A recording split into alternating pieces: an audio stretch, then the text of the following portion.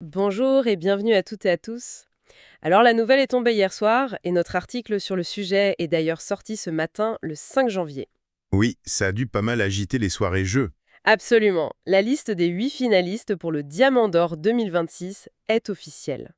Pour les passionnés de jeux experts, c'est un peu le vrai coup d'envoi de l'année ludique. C'est vraiment l'événement à suivre. On le rappelle souvent, mais le Diamant d'Or, c'est un peu le Goncourt du jeu de société expert. C'est ça. Depuis 2015, il s'est vraiment imposé comme la référence mondiale pour les Eurogames complexes. Ces jeux qui récompensent avant tout la profondeur stratégique. Chaque sélection donne le ton de l'année. Et justement, c'est le point principal de notre article. En parcourant cette liste, on a eu le sentiment très net qu'il se passait quelque chose de différent cette année. Ah ouais? On dirait que les thèmes classiques, genre le commerce en Méditerranée, la construction de cathédrales, tout ça, on les a un peu mis au placard. Vous avez eu la même impression? Ah, mais complètement. C'est une sélection qui respire l'audace, quoi. On sent une vraie volonté de surprendre, de sortir des sentiers battus. Oui, et pour nous, ça confirme une tendance de fond. Les éditeurs indépendants qui n'ont pas peur de prendre des risques dominent de plus en plus le paysage du jeu expert. Ce qui nous a sauté aux yeux tout de suite dans l'analyse, c'est la musique. On a 2 jeux sur ce thème, mais alors qu'ils sont aux antipodes l'un de l'autre. D'un côté, il y a Luthier. Rien que le nom, hein, ça sonne déjà très... Distingué, n'est-ce pas? Exactement. On incarne des maîtres luthiers au XVIIIe siècle, on cherche les meilleurs bois.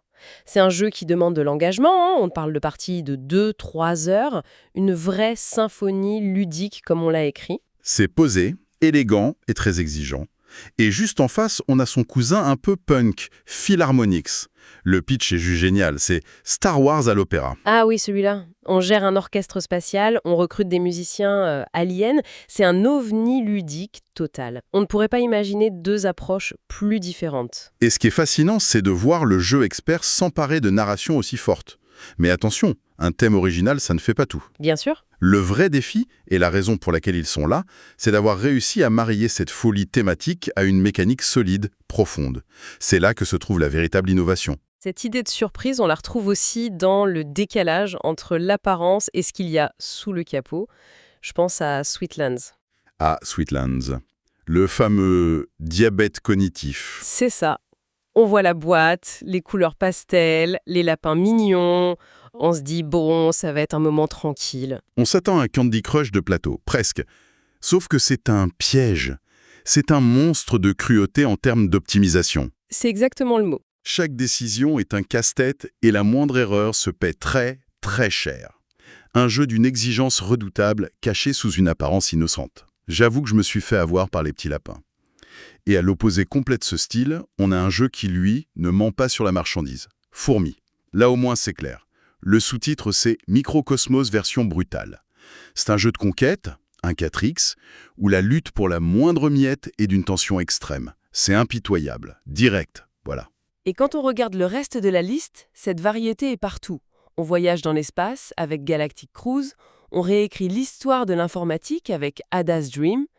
C'est clair, on a tourné la page des thèmes convenus. Il faut aussi se souvenir que ces 8 jeux ne sont pas là par hasard. Ils ont été extraits d'une sélection d'une cinquantaine de titres par un comité international. C'est très rigoureux. Oui, le processus est très sérieux. Et maintenant, un jury final de 20 experts va les décortiquer, les rejouer intensivement avant le vote final. Le verdict est attendu pour le 8 février. Donc si on résume la tendance générale de notre article, cette sélection 2026 marque un vrai tournant. La prime va clairement à l'originalité et aux éditeurs qui osent. Exactement. On a hâte de voir qui succédera à des monuments comme Ark Nova. Rendez-vous est pris pour le 8 février pour découvrir le grand gagnant. On suivra ça de très près.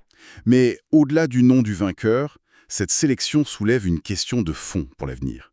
Est-ce que cette explosion de thèmes, de narration forte, signifie que les joueurs experts ne recherchent plus seulement un défi mécanique complexe, mais aussi, et peut-être surtout, une histoire mémorable à raconter?